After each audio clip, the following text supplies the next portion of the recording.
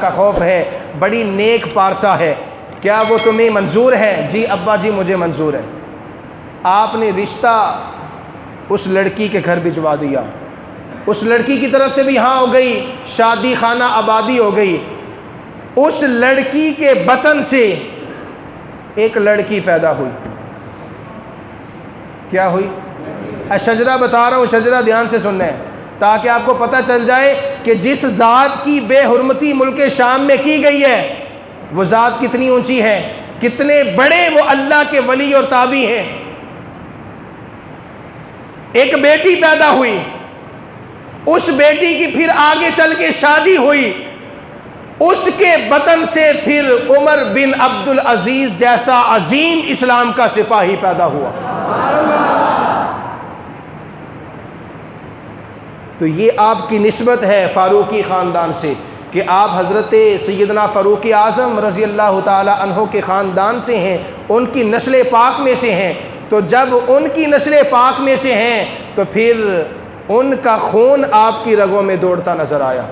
वही जोश, वही वलवला, वही दबदबा जो सैयदना उमर फ़ारूक की ज़िंदगी में, उनकी हयात में, उनके किरदार में, उनकी ज़ात में था, वही रौब और दबदबा और वही किरदार की चमक, वही नूर, सारी बातें हज़रत उमर बिन अब्दुल अजीज़ की ज़िंदगी में, आपकी सीरत में, आपकी ज़ात में नुमायां नज़र आई। और इतना अदल था सैयदना फ़ारूक आज़म के दौर में, और वही अदल फिर चला आया उमर बिन अब्दुल अजीज़ के दौरे हुकूमत में कि एक अम्मा जी आ गई फ़ारूक आज़म के पास। वे पुत्रा, मैंने सुना है कि तेरी हुकूमत में बड़ा इंसाफ है, मेरा तेल ज़मीन पर गिरा, ज़मीन ने तेल चूस लिया, मैनू तेल लैके दे। क्यों जी? लोग उनको बातें करेंगे, उनकी बेहुरमतियां करेंगे कि जिनके दौरे हुकूमत में ज़मीन भी कांपती है किसी का हक मारने से। आपको पता है कि उमर फारूक के दौर में जानवर भी एक दूसरे से ज्यादती ना कर सके। हाँ जी, शेर अपनी जगह पे चल रहा है, बकरी अपनी जगह पे चल रही है।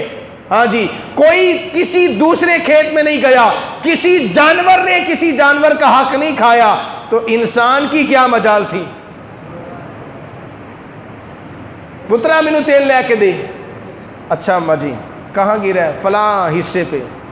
आपने फरमाया अम्मा जी मैं एक रुक्का लिख देता हूँ, जिस ज़मीन के टुकड़े पे आपका तेल ज़मीन ने चूसा है ना, ये रुक्का मेरा वहीं जाके रख दें, ज़मीन तेल बाहर निकाल देगी। गल वड्डी भाई,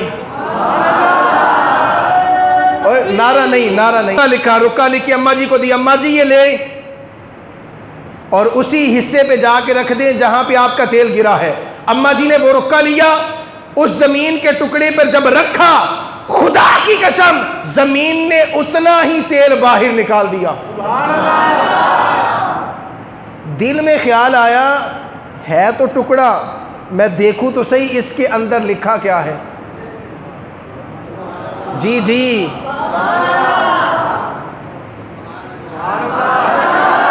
दिल में ख्याल आया। जब दिल में ख्याल आया, अम्मा जी ने वो टुकड़ा उठाया, पढ़ा, क्या लिखा था। हाँ जी, आज हर इंसान को अपनी इस्लाह करनी चाहिए। ये बात सुन के लिखा था कि उमर फारूक ने जमीन को मुखातिब किया, फरमाया जमीन अगर तूने इस माई का तेल वापिस ना किया तो तुम्हारी इस जगह पर मैं बेनमाजी को दफन करूंगा।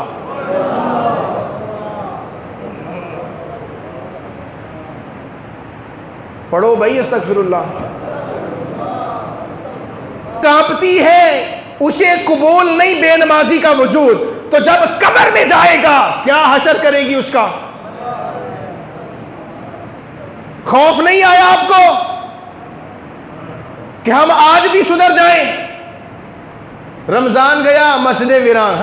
हाँ जी जी, दुकानदारी करनी कर लें, दुकानदारी आप। जमीन बेनमाजी का वजूद कबूल नहीं कर रही, उसने तेल बाहर निकाल दिया कि मेरे इस हिस्से पे बेनमाजी ना आ जाए, मैं तेल ही बाहर निकाल दूं।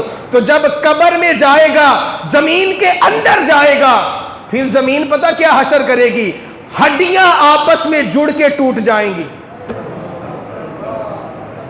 कब्र आ गई मुसल्ले जितनी है कोई मरले 3 मरले, मुसल्ले जितनी तो उसकी जगह है। तो आपके दौर में जमीन भी अदल करती नजर आई, जानवरों ने भी अदल किया, हत्ता कि जमीन का हर जर्रा हर पत्ता सैयदना फारूक आजम रजी अल्लाह ताला अन्हो के दौर में अदलो इंसाफ का पैकर नजर आया। वही तर्ज हुक्मरानी उमर बिन अब्दुल अजीज के दौरे हुकूमत में थी। और आपकी शान, आपका मकाम व मर्तबा सुनते चलिए। जब आप उस ख़ानदान से हैं, फिर आपके अंदर आदात भी फ़ारूक आज़म जैसी थी, वो किरदार फ़ारूकी, वही जोशो जज्बा फ़ारूकी, वही हिम्मत व वलवला फ़ारूकी। कुफर के सामने जैसे उमर फ़ारूक डट जाते थे, उमर बिन अब्दुल अजीज़ भी डट जाया करते थे। आज हम लोग क्या करते हैं, वो नस्ल पता कहाँ से चली थी? सैयदना फ़ारूक आज़म की नस्ल चलती चलती पाक बाज लड़की से तो यहाँ तक पहुँची। तो फिर बेटा इस्लाम को कैसा मिला कि जिसने इस्लाम का मुसलमानों का सर फ़ख्र से बुलंद कर दिया। आपके दौरे हुकूमत में किसी यहूदी को जुर्रत नहीं हुई कि वो इस्लाम के खिलाफ बक बक बक बक कर सके। किसी ईसाई के अंदर ये जुर्रत नहीं थी कि वो इस्लाम के नाम पर कोई बदनुमा दाग लगाए। ये आपका दबदबा था आपकी हुकूमत का कि आपकी हुकूमत के अंदर किसी गुस्ताख को आपने उठने नहीं दिया। फरमाया नब देगा। इतना रोब दबदबा क्यों ना हो, शैतान भी तो डरता है, शैतान भी डरता है। फारूक आज़म के साए से रज़ी अल्लाह ताला अन्हु, उनके साए से, बल्कि जिस गली से आप गुजर जाएं शैतान उस गली से नहीं गुजरता। तो वही अक्स, वही रोब, वही दबदबा सैयदना उमर बिन अब्दुल अजीज़ रहमतुल्लाह अलैहि ताला की ज़ात में था। अब आगे चलिए। अल्लाह ताला ने बेशुमार खूबियों से नवाजा। बड़े मुत्तकी थे आप, परहेजगार आला दर्जे के थे, इल्म बड़ा कमाल का हासिल किया, सहाबा से पढ़ा। अब ये ज़िंदगी चलती चलती हुक्मरानी की तरफ बढ़ रही है। जब अभी आप पैदा ही नहीं हुए थे, आपकी दौरे हुकूमत की खुशखबरी खुद सैयदना फ़ारूक आज़म ने अपनी ज़िंदगी में दी। लोग कहते हैं कि नबी को इल्म गैब नहीं है, यहाँ पे फ़ारूक आज़म गैब की खबर दे रही। अभी पैदा ही नहीं हुए आप। तो एक दिन सैयदना उमर फ़ारूक ने ख्वाब देखा। क्या देखते हैं ख्वाब के अंदर?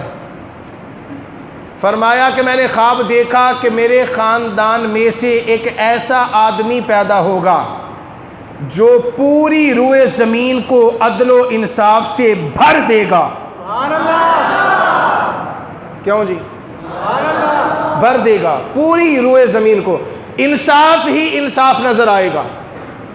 और फरमाया उसके माथे पर ज़ख़म का निशान होगा, पेशानी पर ज़ख़म का निशान होगा। निशानी भी बता दी कि मेरी नस्ल में एक ऐसा लड़का आना है जिसकी पेशानी पर ज़ख़म का निशान होगा और वो पूरी रूए ज़मीन को, अल्लाह की ज़मीन को अदलो इंसाफ से भर देगा।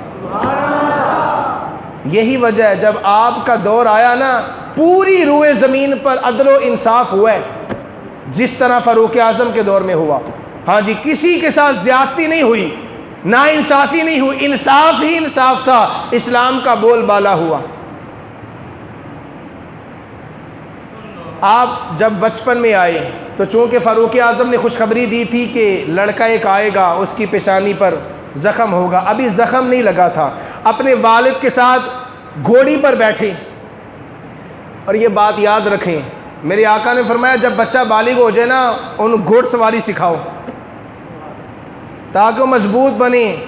अगर कोई इससे पंगा ले तो फिर उसको बता सके, हाँ जवान बने भाई।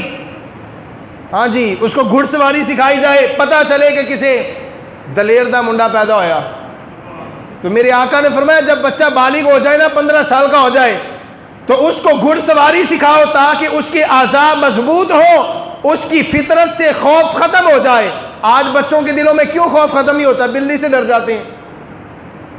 शेरां दे बच्चे शेर होंदे। क्यों जी? मेरे आका ने फरमाया अपने बच्चों को शेर बनाओ भाई। तीरंदाजी सिखाओ, घुड़सवारी सिखाओ, हाँ जी, उसके जिस्म को मजबूत बनाओ।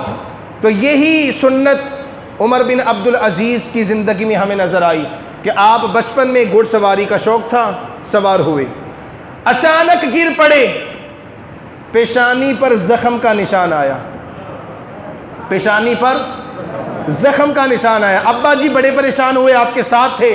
फरमाया बेटा ये क्या हुआ? आप मुस्कुराने लगे, आप मुस्कुरा रहे, अब्बा जी परेशान हैं। किसी ने खबर दी कि वो मुस्कुराए क्यों नहीं? इसी लड़के के बारे में उमर फारूक ने बशारत दी थी कि मेरी नस्ल पाक में एक ऐसा बच्चा आएगा, ऐसा लड़का आएगा जिसकी पेशानी पर जख्म होगा और वो पूरी रूए जमीन को इंसाफ से भर देगा। अब वो निशानी भी पूरी हो गई, जख्म आ गया, अब चलना था आगे दौरे हुकूमत की तरफ। दौरे हुकूमत आपका बड़ा ज़बरदस्त है, अगर मैं बयान करना चाहूँ तो इसमें 5 से 6 जुमले लग सकते हैं, लेकिन मैं सिर्फ आपकी ज़ात पर रहूँगा। मकसद ये है कि जो बेहुरमती हुई है और जिन गुमराह कुन लोगों ने ये काम किया, आपके मज़ार अक़दस पर हमला किया और आपके मज़ार की बेहुरमती की, आपके जिस्म अक़दस की बेहुरमती की, ये उन लोगों के लिए पैगाम है कि अल्लाह के जो वली होते हैं ना, इन ओछे हटकंदों से उन पर कोई खौफतारी नहीं होता। उनकी मुलाकात अल्लाह से है और अल्लाह की ज़ात इतनी बढ़िया है, इतनी बढ़िया है अल्लाह की ज़ात कि अगर ये लोग गुमराह कुन अल्लाह के वलियों के जिस्मों को जला भी देना तो अल्लाह जला कर भी उन्हें महफूज रखेगा। हाँ जी, ये क्या समझते हैं? ये जिन्होंने ये काम किया ना, हिंदुआना रस्म से भी बढ़ के किया है, इसकी जितनी मजम्मत की जाए उतनी कम है। लेकिन ऐसे लोगों का हशर क्या है? हशर क्या होगा? मैदान महशर में फरिश्ते चुन चुन के अल्लाह के वलियों के गुस्ताखों को बाहर निकालेंगे। इधर आ भाई, बड़ा फन्ने खां बांधा सी, इधर आ, तेरे इधर आ, बाहर गिरे बांध से पकड़ेंगे। आज जो कहते हैं जी कुछ नहीं कर सकते, ये दाता साहब क्या कर सकते हैं, वो क़यामत के दिन वो भी मान लेगा कि हुजूर दाता गंज बख्श ही सब कुछ है। वो भी मानेगा कि लाहौर में लंगर उनका ही चलता है। हाँ, इधर नहीं मानते, इसीलिए आला हजरत ने फरमाया था, आज ले उनकी पनाह आज मदद मांग उनसे, आज ले उनकी पनाह आज मदद मांग उनसे, फिर ना मानेंगे क़यामत में अगर मान गया। तो आपकी तर्ज हुक्मरानी को उरूज उस वक़्त मिला जब आपने उलमाए किराम की इज़्ज़त को उजागर किया। ये सबसे बड़ी बात करना चाहता हूँ कि तर्ज हुक्मरानी तक जाने के लिए आपने अपनी ज़िंदगी में एक नुमाया काम किया कि जितने भी उलमाए किराम थे आपके दौर में, आलिम लोग, इल्म वाले, आपने उनका इंतहा दर्जे अदब किया और फरमाया लोगों सुन लो, इन लोगों का जो अदब करेगा वो बाअदब बानसीब कहलाएगा। और अपनी जिंदगी में करके दिखाया, और यही वो अमल था जिसकी बरकत से आप तर्ज हुक्मरानी की सीट पे जा पहुंचे।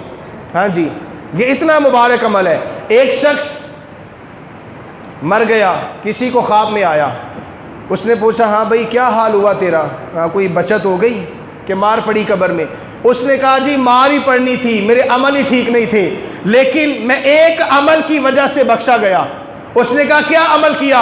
उसने कहा मैं चूँकि हज़रत इमाम अहमद बिन हम्बल रहमतुल्लाह अलैहि ताला के दौर में उनका बासी था, पड़ोसी था, तो एक दिन वो दरिया के किनारे बैठ के ऊंची जगह पर वज़ू कर रहे थे, मैं दूसरी जानिब बैठा था, मैंने अचानक देखा कि मैं उनके बराबर बैठा हूँ, फौरन ताज़ीमन अदबन नीचे की तरफ झुक गया।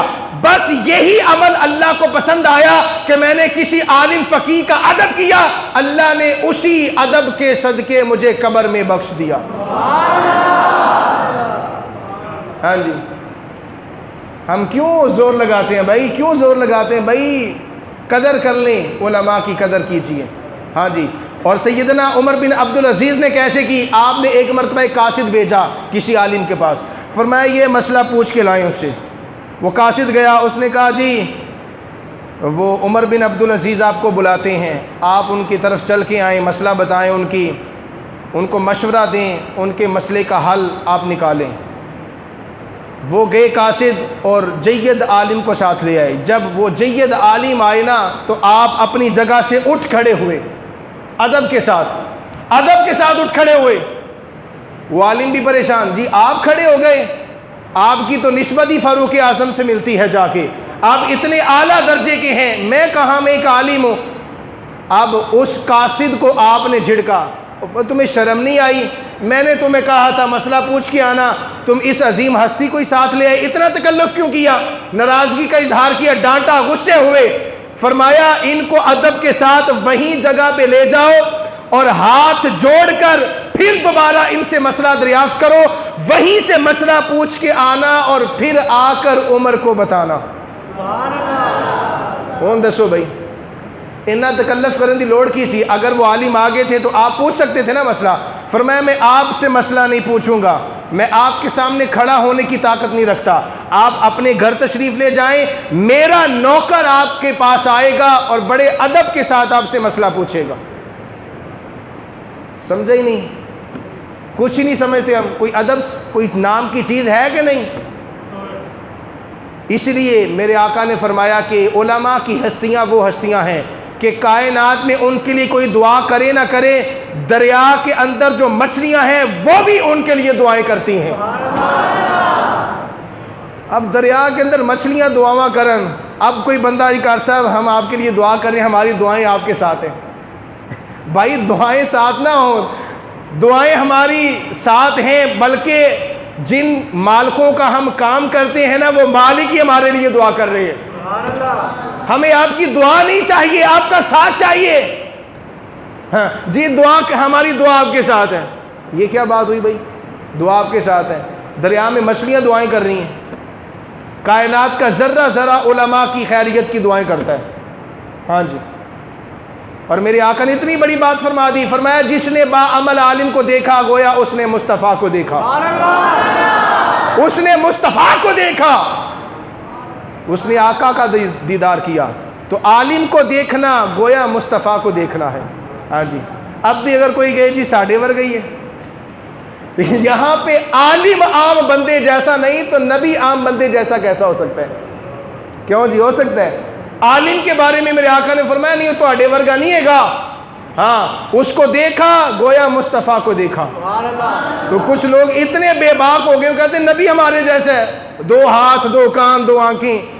तो उमर फारूक की नस्ल में जो लड़का आया, उमर बिन अब्दुल अजीज़ जैसी अजीम हस्ती, वो तर्ज हुक्मरानी तक तब पहुँचे जब उनकी ज़िंदगी में ये नुमाया अमल, उलमा ने फरमाया कि वो इस बाअदब इतने थे कि जब किसी आलिम के सामने जाते या उनके पास कोई आता तो अदब के साथ खड़े हो जाते।